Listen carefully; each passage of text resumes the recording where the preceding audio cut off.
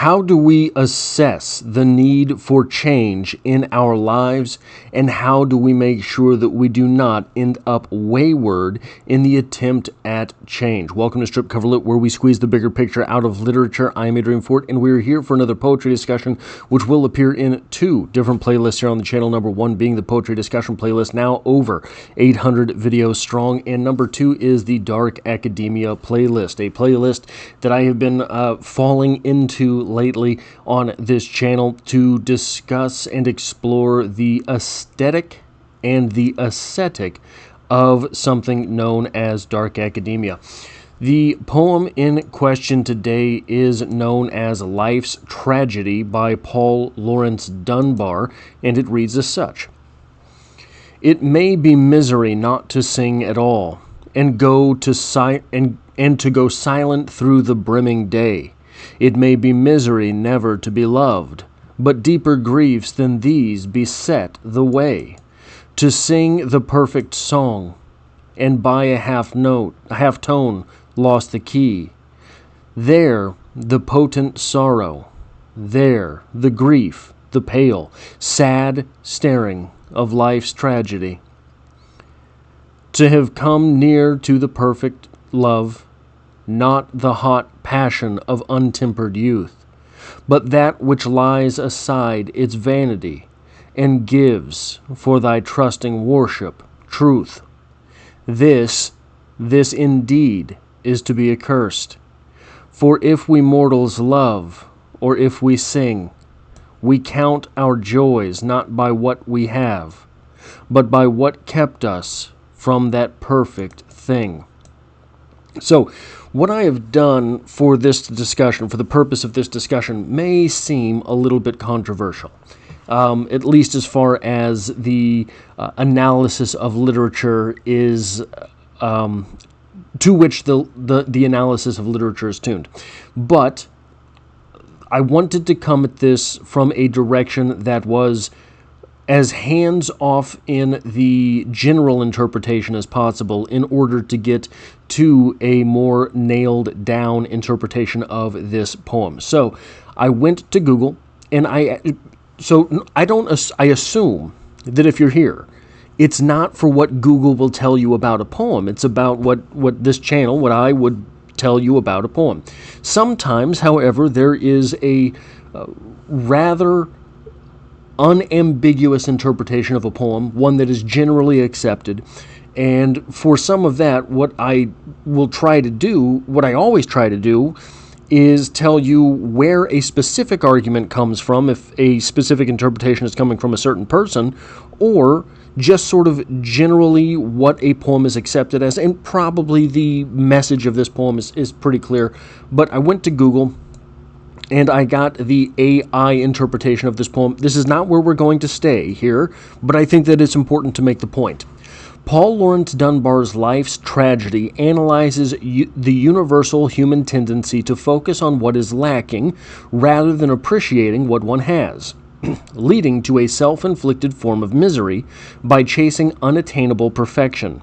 The poem contrasts this pursuit with deeper inherent struggle, suggesting that the greater tragedy lies in experiencing only a half-tone of a desired ideal. I think it's a little bit different. I think it's actually getting everything except that halftone, right? So this is sort of what can happen, especially with AI, is that you're not getting... But what AI is a compilation of all the thoughts that the AI has referenced on the poem. The experiencing only a half-tone of a desired ideal is not what this is about. It's about getting everything perfect except for that half-tone, such as a perfect song or love, rather than its complete absence. The poem can also be interpreted through the lens of African American experience during the late 19th century, where social and racial constraints made the concept of perfect happiness and freedom an elusive dream. And I think that, so while and whereas the African American experience certainly can be read into this poem, I don't think it is necessarily that specific. I think that this is more general.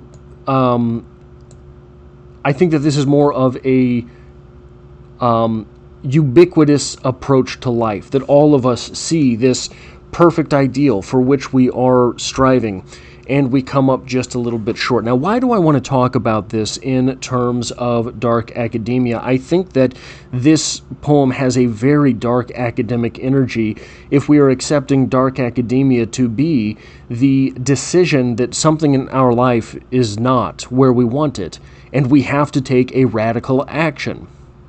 That radical action would be, in my opinion here, recessing into a dark academic turn.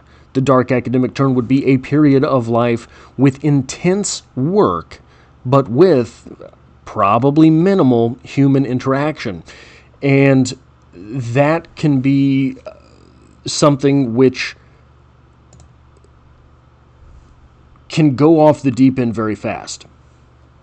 I've talked a lot in this series about the mad scientist danger of dark academia, which is to recess into dark academia, recess into this intellectual endeavor, this intellectual pursuit, and come up feeling that you come up short-handed, feeling as if you never really get to the point, feeling as if, as Christopher Hitchens said, something to the effect of always being on the precipice of a great harvest.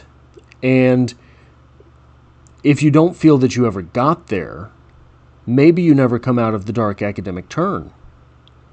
But I think that what we have to do is apply these lessons that we learn during a session of dark academia, during a period of dark academia, and come out of that dark academia applying that thing to life.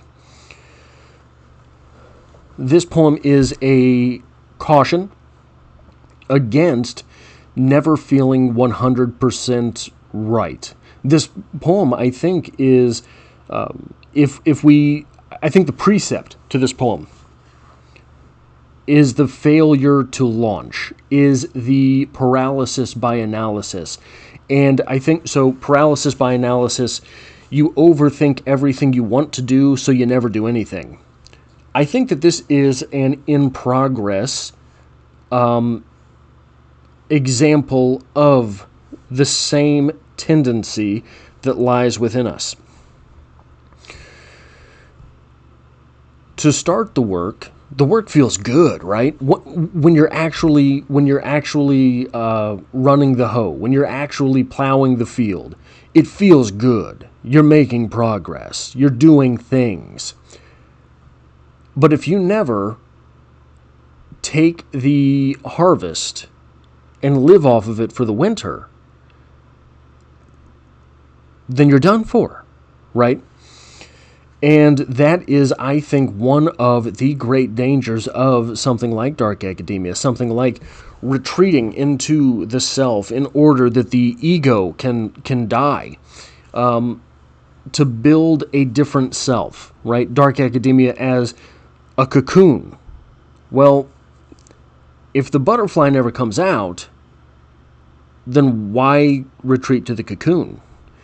And in order for the butterfly to come out, the caterpillar has to turn into the butterfly, but the caterpillar doesn't have to turn into the most beautiful butterfly there ever was. The caterpillar has to turn into a butterfly that has the wings and can fly. Otherwise, the cocoon sits there, and boy, that sure does look tasty if you're the world. That cocoon sure does look tasty if you are some squirrel crawling around the branches and needing a meal. But once you're that butterfly, as imperfect as the butterfly might be, as mundane as the butterfly's wings may look in comparison to other butterflies, the butterfly can still fly. The butterfly still gets away from the predator. The butterfly still gets away from the clasp of the world. And I think that we have to be willing to accept the work that we've done and incorporate the work that we've done during dark academia into the self. Now, maybe there is another dark academic turn in the future, but that is not to preclude the hatching from dark academia in the first place. That is all I have for this poetry discussion. If you like or appreciate what it is that I do on the channel, hitting the like button really does help me out, as it tells YouTube to share this video with other literature lovers. If you find yourself here by chance but not design, literature is the only thing I talk about on this channel, dropping multiple videos every single week. There's poetry every Monday, and as always, I hope to have you back for the next one.